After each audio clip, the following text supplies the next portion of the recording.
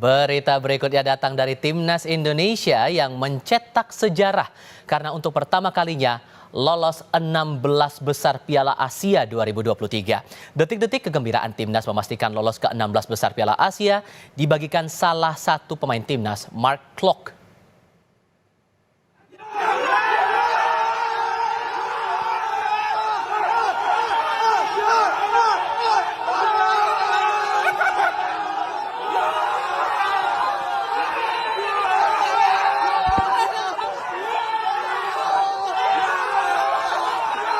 Kegembiraan pemain Timnas pecah saat menonton laga Kirgistan versus Oman yang berakhir imbang 1-1.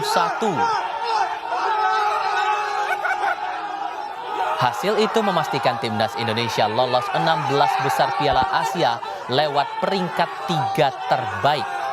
Di kamar hotel, Mark Klok, Elkan Bagat, dan kawan-kawan melompat dan bersorak merayakan hari bersejarah itu.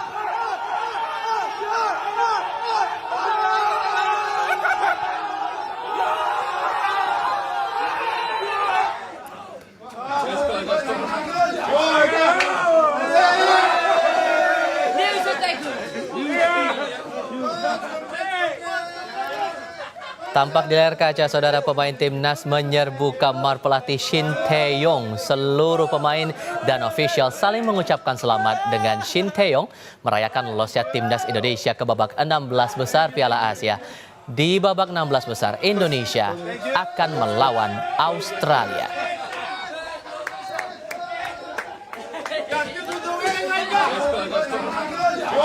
Pelatih Timnas Shin Tae-yong mengaku sangat gembira dengan lolosnya Timnas Indonesia ke babak 16 besar Piala Asia 2023. Shin Tae-yong bilang meski Timnas 1 kali menang dan 2 kali kalah, pemain selalu bekerja keras di setiap pertandingan. Keberhasilan Timnas ini juga tak lepas dari bantuan Tuhan.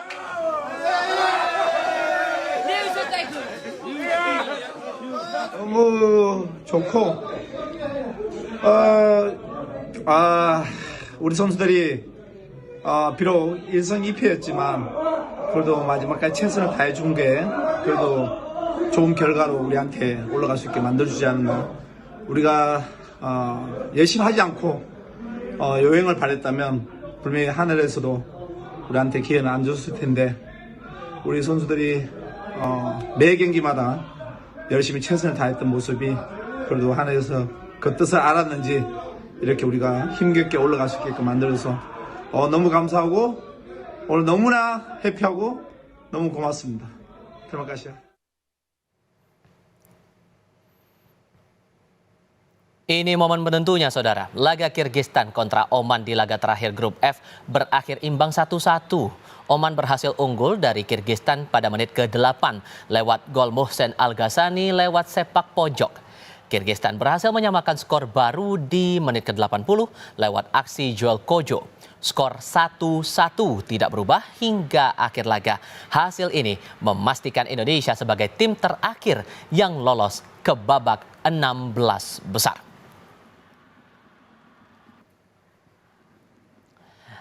Kita langsung bergabung dengan Sumarji, manajer Timnas Indonesia, untuk bercerita lebih banyak soal sejarah yang dicetak oleh Timnas Indonesia di Piala Asia 2023 ini. Pak Sumarji, apa kabar, Pak? Alhamdulillah baik semua. Baik dan pasti bahagia ya mencetak sejarah kali ini lolos 16 besar Piala Asia 2023. Apa yang terpikir, apa yang terasa? Cerita lebih banyak, Pak. Ya, jadi yang pertama, ini saya patut mengucapkan rasa terima kasih, bersyukur kepada Allah Subhanahu wa Ta'ala. Terlebih saya tentunya berterima kasih kepada seluruh masyarakat Indonesia, di mana keberhasilan dan kita Timnas Indonesia bisa lolos ke 16 besar, itu yang pasti adalah berkat doa seluruh warga Indonesia.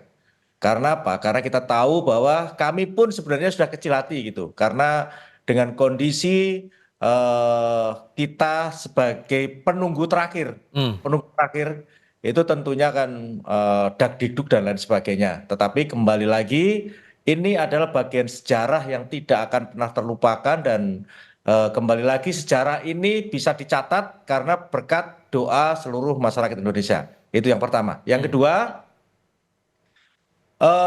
kaitannya dengan soal kelolosan ini, tentu ini adalah perjuangan daripada tim yang dari awal memang sangat luar biasa dengan dipersiapkan jauh-jauh hari, TC jauh-jauh hari, dan itu memang membawa dampak yang sangat baik, baik di suasana tim itu sendiri, baik di dalam maupun di dalam itu pada saat kita di hotel, pada saat kita pelatihan, dan pada saat kita melaksanakan pertandingan.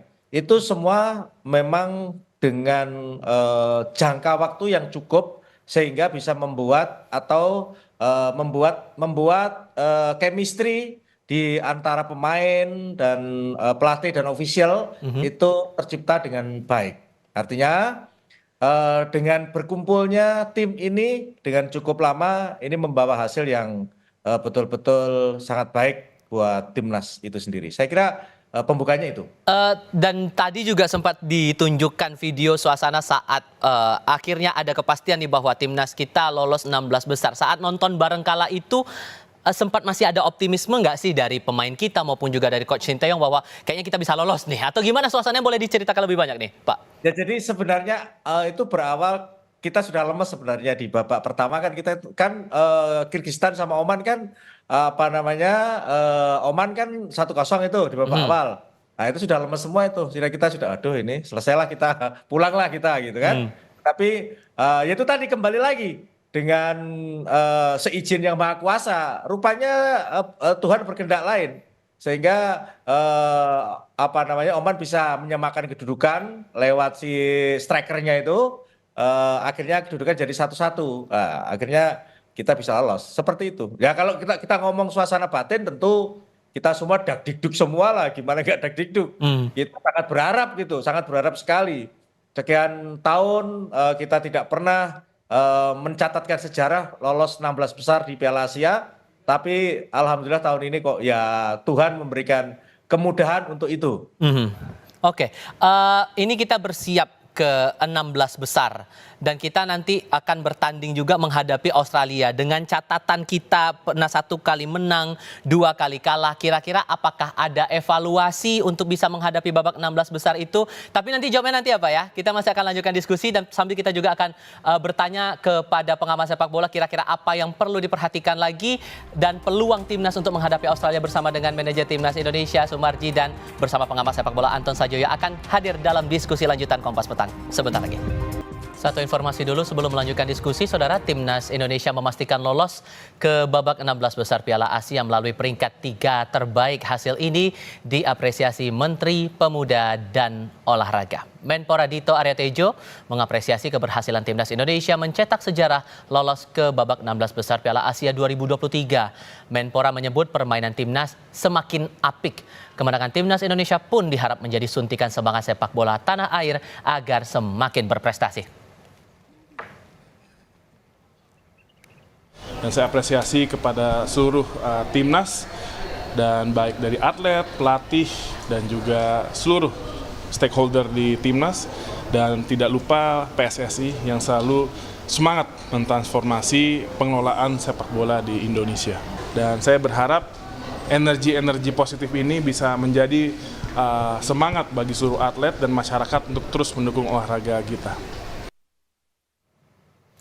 Kami masih membahas peluang Timnas Indonesia melaju lebih jauh lagi di Piala Asia 2023 kali ini. Manajer Timnas Indonesia Sumarji masih bersama kami dan bertambah satu narasumber lagi, pengamat sepak bola Anton Sanjoyo. Bung Joy, apa kabar? Baik, baik. Saya mulai ke Anda dulu untuk sesi ini, Bung Joy. Sejauh apa Anda memaknai, mencermati lolosnya Timnas kita ke babak 16 besar Piala Asia? Ya, pertama saya harus ucapkan selamat ya, meskipun banyak yang mengatakan ya jalur peringkat ketiga lolos lewat lewat ditolong oleh Kirgistan macam-macam, tapi apapun kan lolos ya. Dan saya lihat sebetulnya sejak dipegang Sintayong jauh sebelum ini kan Timnas Indonesia itu meningkat penampilannya, dalam arti bagaimana mereka bermain dan macam-macamnya itu terus meningkat. Dan yang paling mengejutkan saya adalah ketika menghadapi Vietnam. Itu luar biasa menurut saya taktik yang diperagakan oleh Sintayong dan pemain gitu loh. Nah, yang saya mau bilang tadi khawatir itu Apa tuh? bukan soal lawan Australia. Kalau lawan Australia malah saya yakin Indonesia bisa menang bahkan ke quarter final. Karena Australianya biasa-biasa aja menurut saya dan kalau kita lihat setara lah kualifikasinya dengan pemain-pemain Indonesia dan keterampilannya gitu loh. Hmm, Mungkin kalau lawan Jepang agak jauh ya. Kalau lawan Australia dekat-dekat aja Indonesia bisa menang. oke. Kekhawatiran saya adalah saya kan menggeluti sepak bola di PSSI udah 30 tahun lebih ya. Hmm. Kalau ada hal-hal semacam itu seolah-olah ini sebuah keberhasilan dan ujung dari semua yang telah dilakukan PSSI itu yang selalu saya lihat seperti itu. Nanti apapun hasil lawan Australia ini saya sudah menduga ini pasti akan ada glorifikasi yang menurut saya agak berlebihan biasanya begitu dan itu tidak baik untuk tim nasional karena menurut saya apa yang dilakukan PSSI terhadap Sintayong dan tim nasional sejauh ini sudah cukup oke tapi bukan itu ujungnya. Hmm. Ujungnya adalah menurut saya bagaimana PSSI itu bisa meningkatkan kualitas kompetisi domestik sehingga kita bisa lebih berbicara lagi di tingkat elit Asia. Hmm. Nah kan timnas ini kan ujungnya dari kompetisi domestik itu gitu loh.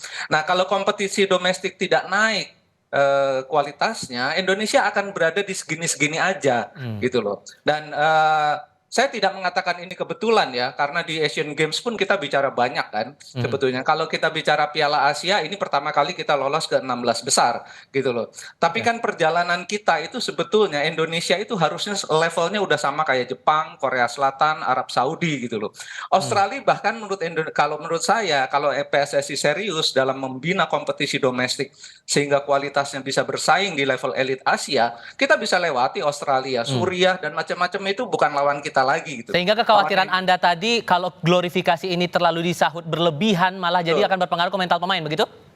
Ya, pemain Indonesia ini kan masih muda-muda. Ini kan yang luar biasa dilakukan Sintayong adalah dia memotong satu generasi, memasukkan pemain-pemain muda yang sangat potensial. Hmm. Tapi pemain-pemain muda ini rentan terhadap godaan di luar sepak bola. Ah. Ada yang suka kan kita lihat ya kalau udah digiring-giring ke semua TV gitu, diwawancara, lalu muncul di media sosial macam-macam, main iklan lah, main film lah.